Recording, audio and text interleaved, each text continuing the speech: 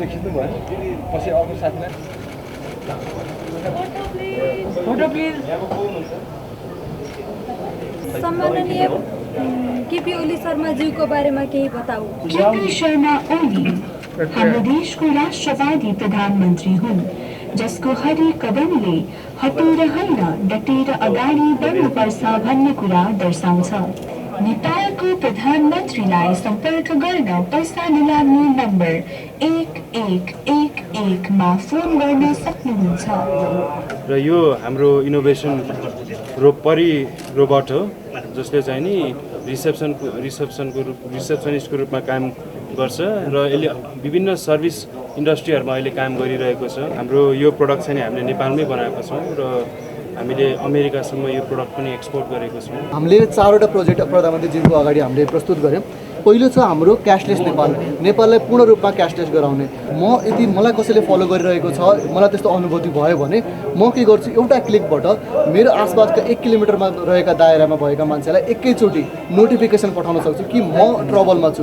Even मेरो Google म्यापको location पनि उसलाई जान्छ। उसले त्यो उसमा क्लिक गर्ने बित्तिकै म कहाँ छु भन्ने कुरा पत्ता लगाउन सक्छ।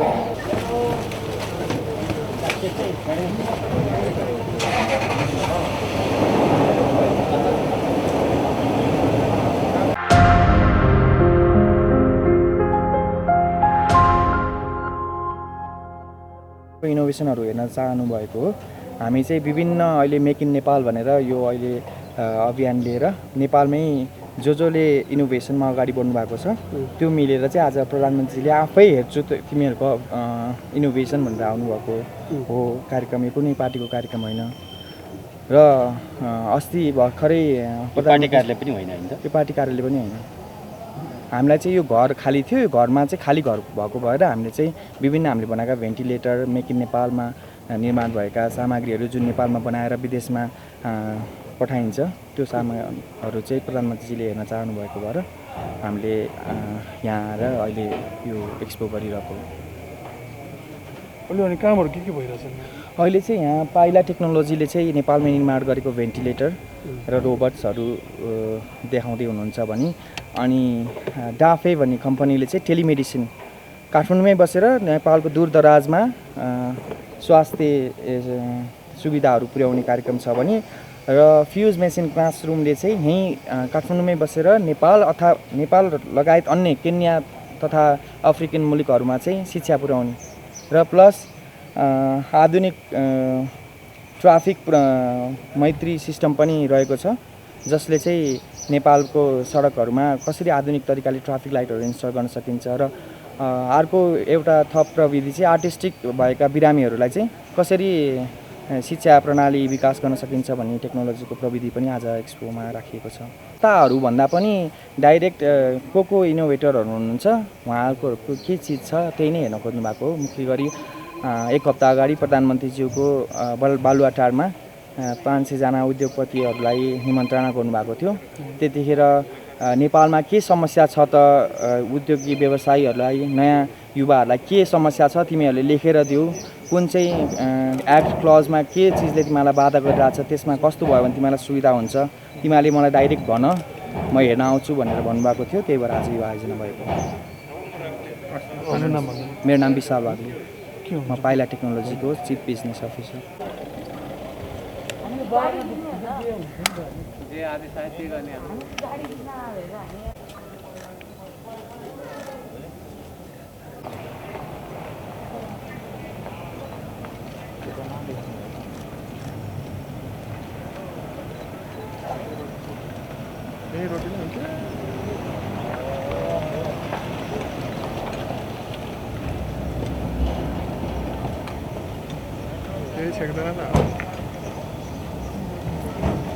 कामै लागेन त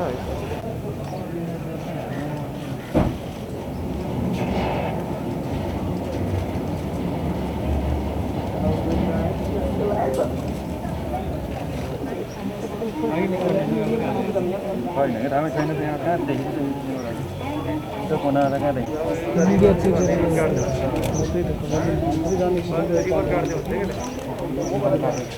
हामीले पनि खिच्न पाए हुन्थ्यो।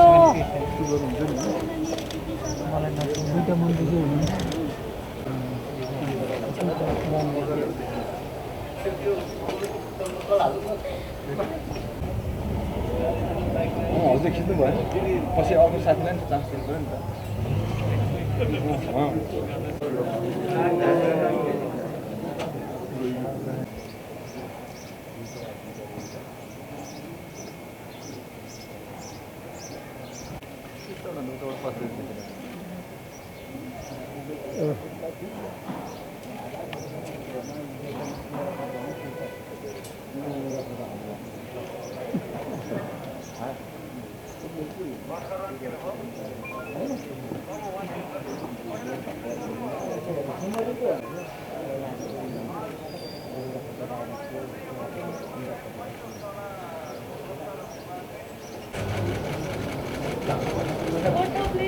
फोटो प्लिज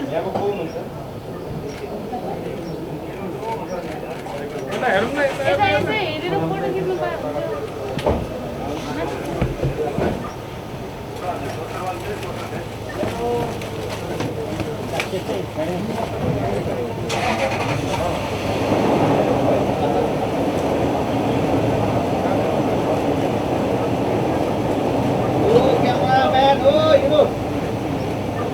खिच्यो भयो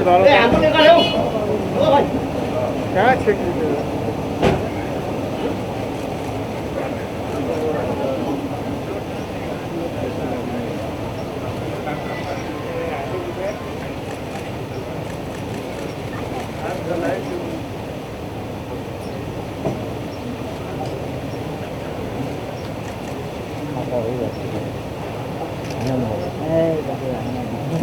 के हो लखिसो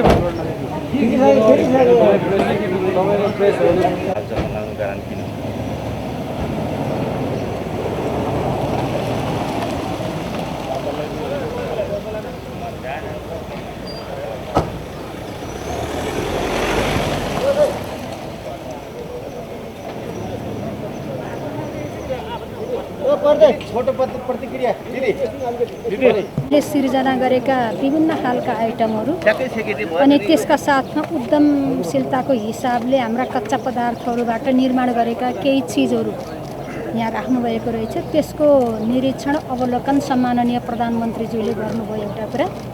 दोस्रो कुरा निकट भविष्यमै नेपाल कम्युनिस्ट पार्टी एमाले केन्द्रीय कार्यालय यो घरमा रहँदैछ। त्यसैले यो आफ्नो कार्यालय रहने घरको निरीक्षण अवलोकन यी दुवै चिज सम्माननीय प्रधानमन्त्रीज्यूबाट सम्पन्न हामी छिटै सर्ने तयारीमा छौँ। सम्झौता भइसक्यो हजुर अब जे होस् हामी छिटै सर्छौँ। प्रधानमन्त्रीलाई यो लोकेसन यो सबै मन पर्यो के छ अब पहिले नै मन पराएर नै यहाँ आउने कुरा कन्फर्म गरे हो।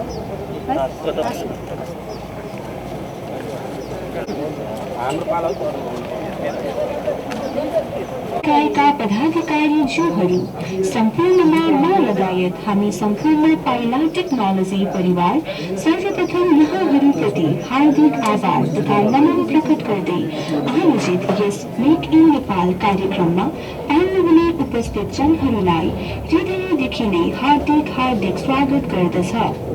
म परि र हाम्रा सम्पूर्ण परिवार यहाँहरूको सेवामा हर दिन तयारी अवस्थामा बसेका छौँ। साथै आगामी दिनहरूमा यसै गरी पुनः हजुरहरूको सेवामा जुटिरहनेछौँ भनी यहाँहरू समक्ष प्रतिबद्धता जाहेर गर्दछौँ। यो चाहिँ खास के हो? सम्माननीय केपी ओली शर्माज्यूको बारेमा केही बताऊ।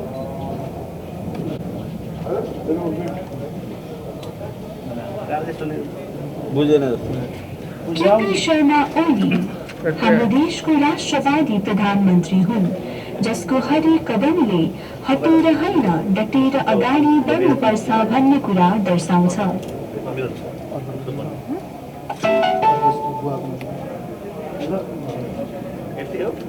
म नेपालको प्रधानमन्त्रीज्यूलाई कसरी सम्पर्क गर्न सक्छु?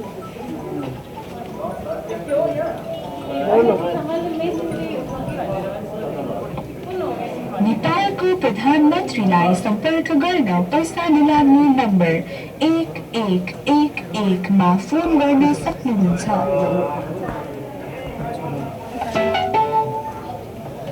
यो चाहिँ हाम्रो चाहिँ एउटा रोग नेपालमै बनेको प्रविधि हामीले यहाँ डेमोन्स्ट्रेट गऱ्यौँ प्रधानमन्त्रीज्यूको अगाडि र यो हाम्रो इनोभेसन रोबोट हो जसले चाहिँ नि रिसेप्सनिस्टको रूपमा काम गर्छ र यसले विभिन्न सर्भिस इन्डस्ट्रीहरूमा अहिले काम गरिरहेको छ।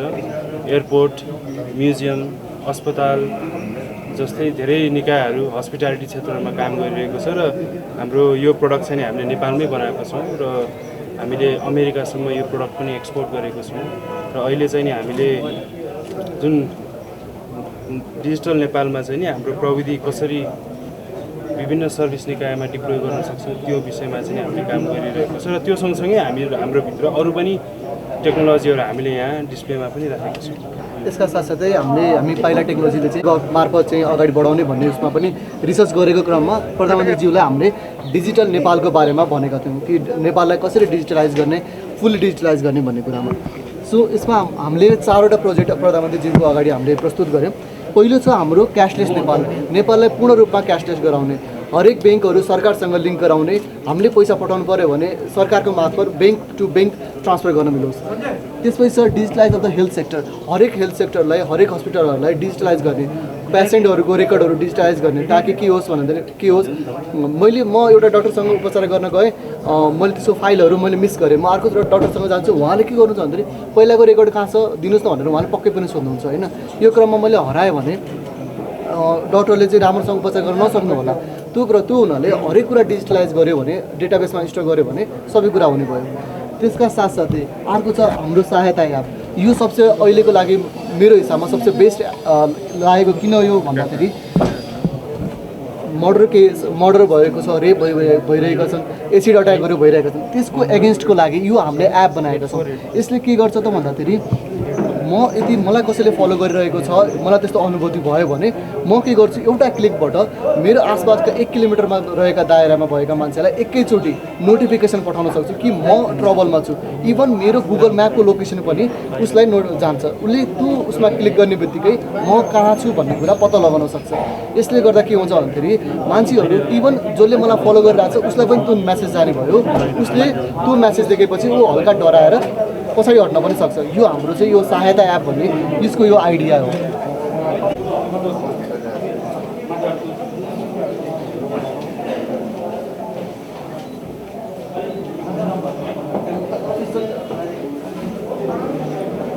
डक्टर नमित राजेश यो बेसिकली यो चाहिँ हाम्रो एडभान्स भेन्टिलेटरको प्रोटोटाइप हो।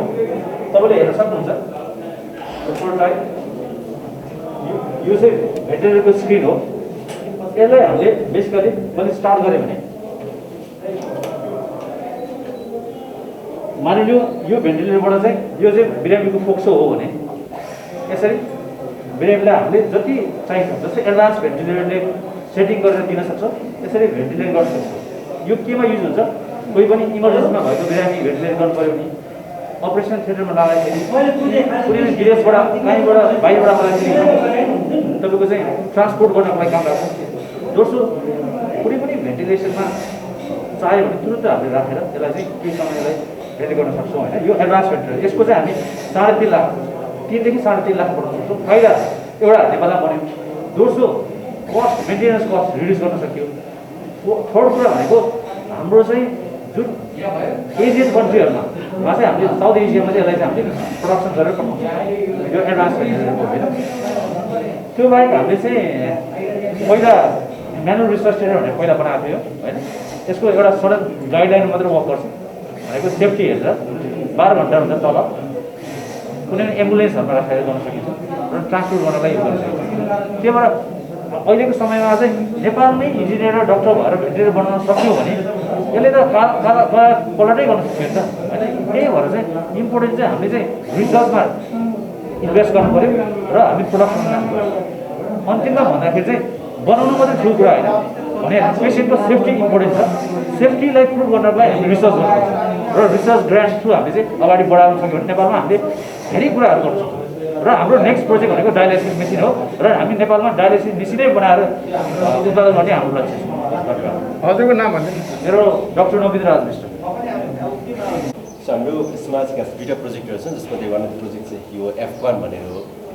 सो F1 भनेको चाहिँ फुल फर्म हेर्ने for children with autism of Nepal भनेको छ।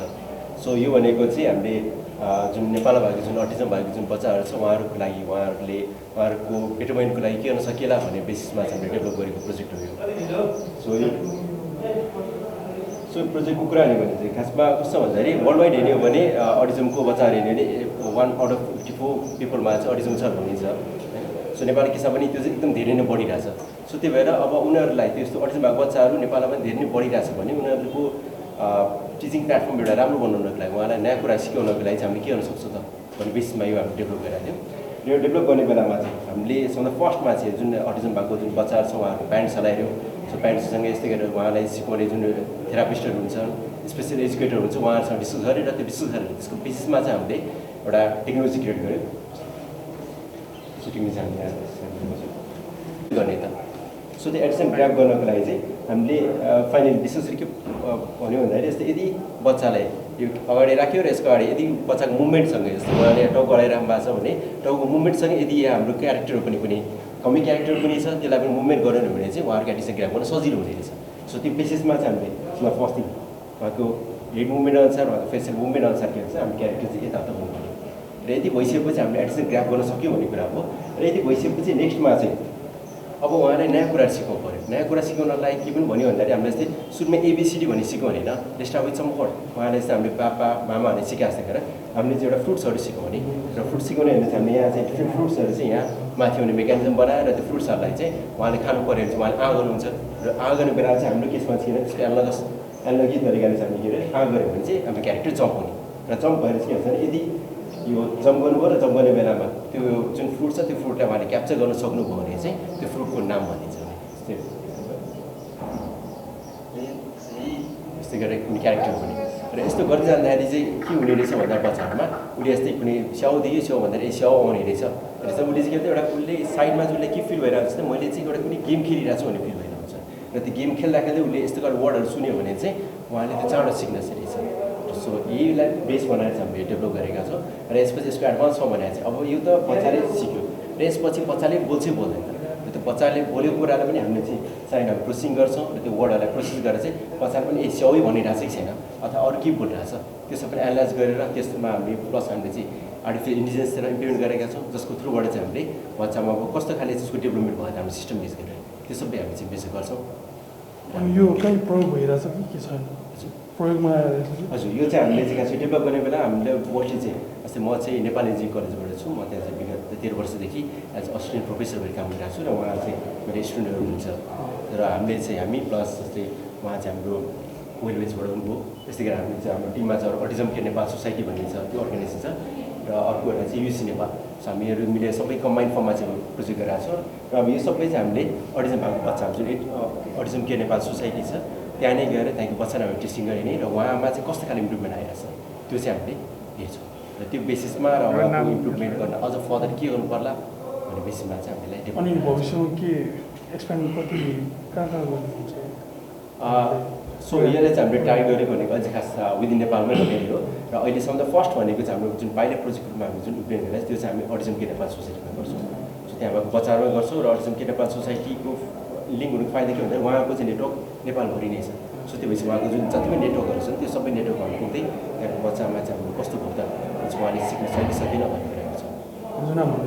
सचिन श्रेष्ठ के हुन्छ पोस्ट के छ बिजनेस म चाहिँ नेपाल इन्जिनियरिङ कलेजमा असिस्टेन्ट प्रोफेसरको रूपमा अझ हाम्रो एउटा अर्को कुराहरूले विगत 2-2.5 वर्षदेखि हामीले यो प्रोजेक्टमा वर्कआउट गऱ्यौँ R&D गर्दा गर्दै पहिला हामीले एउटा फाइनल प्रोडक्ट निकाल्नेसम्म अहिले पुगेका छौँ जसमा चाहिँ हाम्रो मोतीलाल दुगड सरले हामीले धेरै सहयोग गर्नुभएको थियो सुरुदेखि लिएर अहिलेसम्म पनि। यसमा हाम्रो विशेषता के हुन्छ भन्दाखेरि यो हामीले स्मार्ट पोलै राखेका छौँ नाम किन भन्दाखेरि मान्छेले जुन कम्प्युटरले गर्ने सिस्टम एउटा पोलले पनि गर्न सक्छ भनेर हामीले त्यो एउटा गर्दा रिसर्च गर्दा गर्दै हामीले बनायौँ। र पोलको हामीले यहाँ तपाईँले देख्न सक्नुहुन्छ यो पोल चाहिँ हाम्रो यस्तो हुन्छ यो पोलको पनि हामीले मेन फङ्सन भनेको पोलमा लाइट हुने भयो नर्मल त्यो हामीले जुन स्ट्रिटमा हेर्ने लाइट स्मोक सेन्सरहरू अनि त्यसपछि पोल्युसन सेन्सरहरू सबै कुरा हुने भयो LED डिस्प्ले बोर्डहरू जुन हामीले त्यसमा एडभर्टिजमेन्टदेखि लिएर प्रधानमन्त्रीले केही भन्नुभयो अनि त्यसमा लाइभ टेलिकास्टसम्म हामीले गर्न सक्नुहुन्छ। अनि त्यसपछि हाम्रो स्पिकर पनि हुन्छ हाम्रो स्मार्ट फोनमा तर त्यो सबैभन्दा पनि हामीले मेन फोकस गरेको भनेको त हामीले क्यामेराले हो। तपाईँहरूले जता पनि हेर्न सक्नुहुन्छ सिसिटिभी क्यामेरा लागेको हुन्छ। सिसिटिभी क्यामेरामा हामीले भिडियो रेकर्ड गर्दाखेरि रेकर्ड मात्रै गर्नु भने हाम्रो त स्पेस त हाम्रो कति टिभी भन्ने राख्नुपर्ने हुन्छ। अब हामीले फोकस गरेको भने क्यामेरामा के भन्दा हामीले R&D गर्दा हामीले एउटा क्यामेरामा हामीले फोकस गरेको एउटा फेस डिटेक्सन, तपाईँको क्रिमिनल फेस होस् या VIP फेस होस्, त्यो फेस यदि त्यो क्यामेराको थ्रुबाट गएको छ भने त्यो फेस डिटेक्ट गरेर उसको डाटा सेट हाम्रो कन्ट्रोल रुममा राखिदिन्छ। फेस त एउटा भयो, त्यो त जसले पनि हामीले पाउँछौँ पनि। तर हामीले मेन काम गरेको भनेको नेपाली नम्बर प्लेटमा इङ्ग्लिस नम्बर प्लेट होस् या एम्बोस नम्बर प्लेट त्यो डिटेक्ट गरिरहेछ भने कुनै पनि क्यामेराले।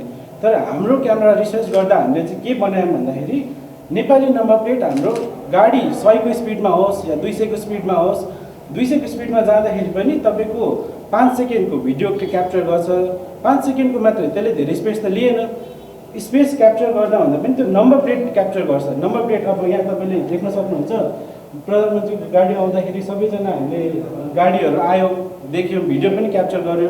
भिडियो क्याप्चर गर्दा पनि हामीले नम्बर प्लेट ल्यान्ड कुन ल्यान्डमा छ हाम्रो त 4 ल्यान्ड 5 ल्यान्ड कति ल्यान्ड हुन्छ, कुन ल्यान्डमा गएको यो गाडी हाम्रो 1 लेन लाइनमा, कुन कलरको गाडी हो, कुन गाडी हो, कति बजी आएको, त्यो सबै यो स्पेसल नम्बर प्लेट डिटेक्सन सिस्टमले हामीले अहिले डेमोमा राखेको त बाहिर क्यामेरा राखेको छौँ हामीले।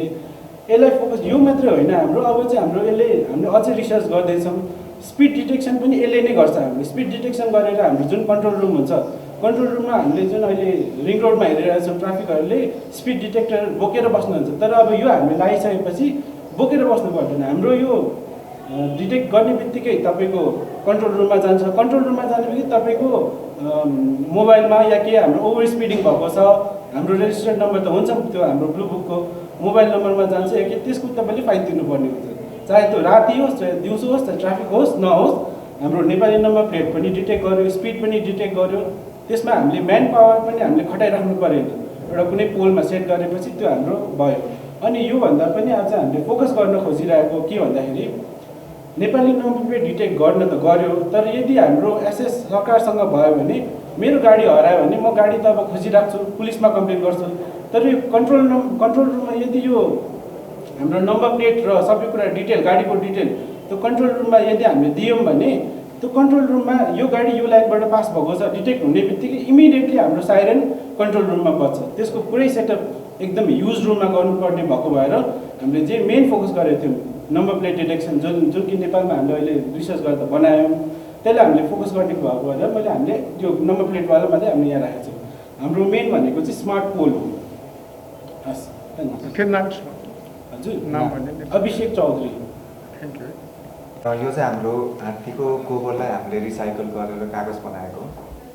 सौरामा हामीले प्रब्लम देखेको चाहिँ नि यति धेरै हात्तीको गोबर प्रडक्सन त्यहाँ भइरहेको छ, वेस्ट भइरहेको छ, जुन कुराहरूको कुनै पनि म्यानेजमेन्ट अहिले राम्ररी भएको छैन। यसलाई जलाएर बनाउनु बाहेक, जलाएर खाने बाहेक। सो हामीले चाहिँ नि यसलाई अब ह्यान्डिक्राफ्टमा के गर्न मिल्छ भनेर उसमा चाहिँ हामीले अब नोटबुकहरू, प्याकेजिङहरू यस्तो सबै बनाएर यो ट्राई गरेको हाम्रो ह्यान्डिक्राफ्ट उसमा हाते कागज उसमा चाहिँ हामीले रिसेन्टली गरेको भने चाहिँ यो भाङ्गोको कागज बनाउनु थाल्यो। यो चाहिँ वाटप्लेस बाजुराबाट भाङ्गो आउँछ। अनि हामीले चाहिँ यसको कागजहरू नेपालमा पहिला पनि बनाउँथ्यो तर धेरै कम पाइन्छ। अहिले कागजमा मार्केट नदेखेको भएर अहिले चाहिँ बिस्तारै राइज भइरहेको उसमा चाहिँ छ। यो हजुरको नाम भन्नु? मेरो नाम सनी राजु पाटा। एक्सपोर्टहरू पनि गर्न थालिसकेको छ।